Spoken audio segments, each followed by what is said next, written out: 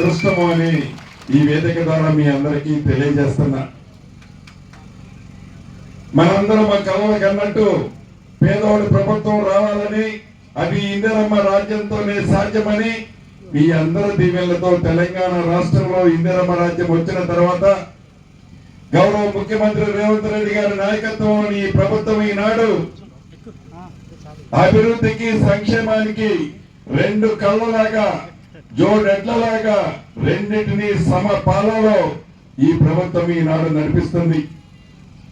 పెద్దలు శ్రీధర్బాబు గారు ఒక చాలా దూరదృష్టితో ఈ ప్రాంతం కూడా అభివృద్ధి చేయాలని మీ శాసనసభ్యుడి యొక్క పట్టుదలతో రెవెన్యూ ల్యాండ్ సుమారు ఒక 140 ఎకరాలు ఆనాడు ఈ ఆస్తిని వేరే వాళ్ళకి కట్టబెట్టారు.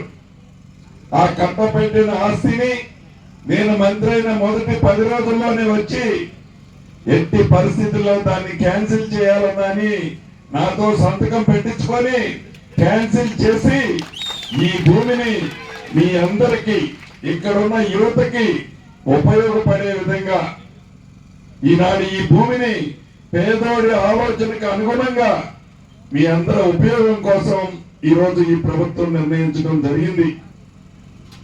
అంతేకాదు ధైర్యంగా మీరు చెప్పుకునే విధంగా ఇందిరమ్మ రాజ్యం వస్తే మా కళలన్నీ నెరవేరుతాయని ఊళ్ళల్లో చెట్ల కింద కూర్చొని ఏదైతే మాట్లాడుకుంటారో అదే పద్ధతిలో ఈనాడు గౌరవ ముఖ్యమంత్రి రేవంత్ రెడ్డి గారి నాయకత్వంలోని ఈ ప్రభుత్వం పనిచేస్తున్నది అన్నది మీకు తెలియంది కాదు.